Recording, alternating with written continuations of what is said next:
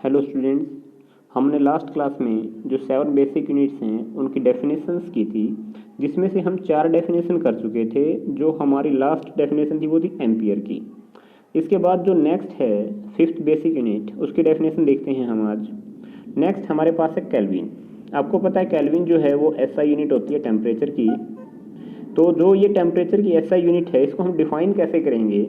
देखिए इसकी डेफिनेशन क्या बनेगी आपकी। 1 केल्विन इज द फ्रैक्शन 1 और 273.16 of thermodynamic temperature of triple point of water.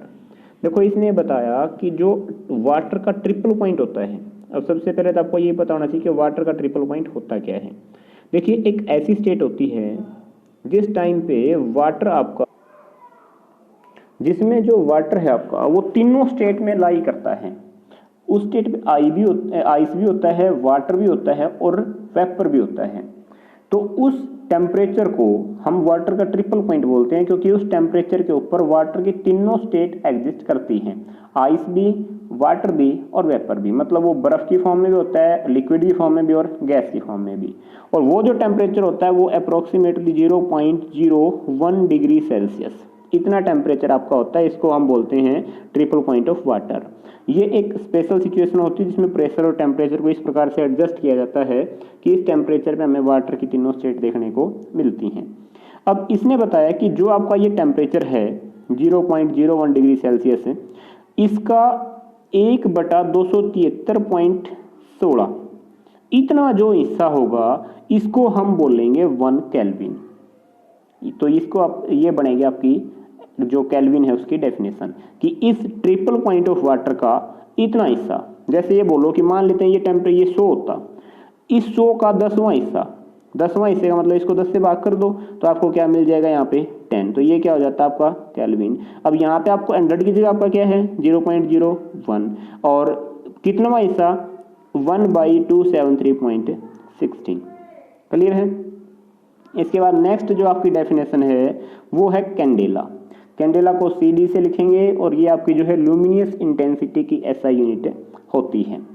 1 candela is the luminous intensity. 1 candela क्या होता है, वो लुमिनियस इंटेंसिटी होगी इन ए गिवन डायरेक्शन, एक दी गई दिशा में, of a source that emits monochromatic radiation of frequency 540 × 10⁻12 hertz and that has a radiant intensity of 1/683 watt per steradian in that direction। देखिए इसने बताया कि 1 कैंडेला जो है वो लुमिनियस इंटेंसिटी होगी किसी दी गई डायरेक्शन में ऑफ ए सोर्स, किसी भी सोर्स की। वो सोर्स जो मोनोक्रोमेटिक रेडिएशन छोड़ रहा है। देखो मोनोक्रोमेटिक वर्ड का मतलब होता है ऐसी रेडिएशन जिसकी फ्रीक्वेंसी फिक्स हो, सेम हो, एक ही प्रकार की फ्रीक्वेंसी वो एमिट करता है, उसको मोनोक्रोमेटिक बोलते हैं।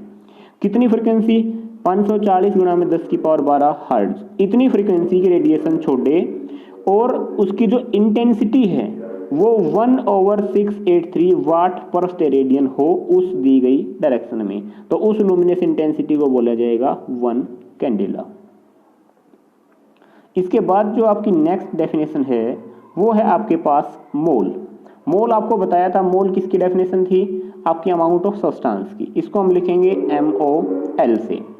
1 मोल जो है आपका वो अमाउंट है सब्सटेंस का। 1 mole is that amount of substance which contains as many elementary entities as there are atoms in 0.012 kilogram. देखो इसको आप किलोग्राम में बोलने की बजाय इसको 12 ग्राम बोलना, 12 ग्राम, हमने ग्राम में चेंज कर दिया इसको, ऑफ कार्बन 12 आइसोटोप। देखो इसने बोला कि कार्बन 12 के, कार्बन 12 आपको पता है इसका एटॉमिक नंबर होता है, ये इसके आइसोटोप हैं। कार्बन 12 के 12 ग्राम में जितने नंबर ऑफ एटम्स होते हैं वही आपका क्या कहलाता है 1 मोल कहलाता है। ये सिंपल है बिल्कुल। ये थी आपके पास 7 बेसिक यूनिट्स। इसके बाद नेक्स्ट जो है आपकी सप्लीमेंट्री यूनिट्स के बारे में देखते हैं हम कि वो क्या होती हैं। तो सबसे पहले आपकी सप्लीमेंट्री यूनिट है रेडियन। देखिए रेडियन जो है सिंपली एंगल को मेजर करने के लिए यूज की जाती है। It is defined as the plane angle subtended at the centre of circle. देखिए ये आपका एक सर्कल है, इसके सेंटर पे, ये आपका सेंटर है सर्कल का, यहाँ पे एक एंगल बनाया जाए बाय एन आर्क, एक आर्क के द्वारा। तो हम मान लेते हैं ये आपकी AB एक आर्क है। Equal in length to the radius of circle. जो ये आर्क है आपकी, इसकी लंबाई इस सर्कल की रेडियस के इक्वल हो। देखो इसकी रेडियस कितनी है r और इसकी लेंथ कितनी है आर्क की l। तो जब l आपका r का इक्वल हो तो जो आपका ये एंगल बनेगा यहाँ पे, ये एंगल आपका कहलाता है 1 रेडियन। आपको ये पता है इसका रिलेशन होता है, देखिए जो ये एंगल थीटा होता है ये l/r के इक्वल होता है। अब देखो अगर l और r दोनों इक्वल होंगे तो कट होगी, क्या बचेगा 1। तो ये एंगल हमारे पास कितना बचेगा 1 रेडियन। तो r की लंबाई रेडियस के इक्वल हो तो जो एंगल बनाएगा वो क्या होगा आपका रेडियन होगा। ये फॉर्मूला आपको याद रखना है, theta is equal to l/r। Next आपकी जो है SI यूनिट सप्लीमेंट्री की सेकंड है आपके पास स्टेरेडियन। देखिए स्टेरेडियन में और रेडियन में थोड़ा सा डिफरेंस है, इसको आप SR से लिखेंगे। रेडियन जो होता है वो तो आपका होता था 2D की शेप के लिए, जैसे ये सर्कल था, इस सर्कल के सेंटर पे इस आर्क ने एंगल बनाया था। लेकिन अब अगर ये 2D की बजाय 3D हो जाए, 3 डिमेंशनल हो जाए, मतलब सर्कल का हम सफियर बना दें, सर्कल की जगह सफियर होगा तो वो 3 डिमेंशनल स्पेस होगा। अब इसको आपने इमेजिन करना है। देखो सर्कल था आपका, सर्कल आप सिंपली बता सकते हैं। सफियर में आप ऐसे इमेजिन करो, आपके पास एक बाल है, उस बाल के ऊपर आपने किसी एरिया से उसके सेंटर पे एंगल बनाना है। इसको हम यहाँ पे बना के नहीं दिखा सकते क्योंकि 3D की शेप है, उसको आपको इमेजिन करना पड़ेगा।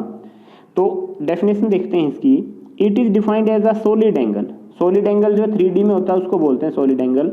Subtended at the centre of sphere, कि सफियर के सेंटर पे जो बनाया गया है, by a surface of the sphere equal in area to that of square having each side equal to the radius of sphere. इसने बोला देखो जो ये आपका सफियर है, अब यहाँ पे तो ये आर्क थी, इस आर्क ने यहाँ पे एंगल बनाया था। अब देखो इस आर्क में तो हमने इसकी सिर्फ ये लंबाई देखी थी, लेंथ कितनी है, इसकी आर्क इक्वल थी। लेकिन इसको आप 3D में इमेजिन करोगे तो देखो इस आर्क की जगह 3D में क्या होगा, इस प्रकार का एक एरिया बन जाएगा ऐसा, और ये एरिया उस सफियर के सेंटर पे इस प्रकार से एक एंगल बनाएगा।